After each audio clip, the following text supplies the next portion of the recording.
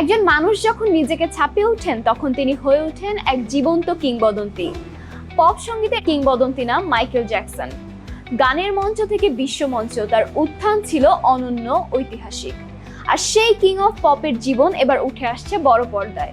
জ্যাকসনের ব্যক্তিগত জীবন, তারকা হয়ে ওঠার লড়াই এবং তার গানের বিপ্লব সবই থাকবে এই বায়োপিকে। একটি বায়োপিক যেটা শুধু গল্প বলবে না, বরং দেখাবে একটি মানুষের স্বপ্ন, সংগ্রাম আর বিশ্বজয়ের কথা। ছবিটি পরিচালনা করেছেন অ্যান্টনিও ফুকুয়া, চিত্রনাট্য লিখেছেন জন লোগান।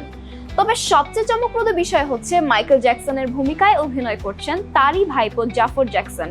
তিনি নিজেই গড়ে তুলছেন প্রয়াত কাকার প্রতিচ্ছবি। প্রথমে সিনেমাটি মুক্তির কথা ছিল 2025 সালের অক্টোবর মাসে, তবে নির্মাণের বিভিন্ন ধাপে পরিবর্তনের কারণে এখন ঘোষণা করা হয়েছে নতুন তারিখ 2026 সালের 24শে এপ্রিল।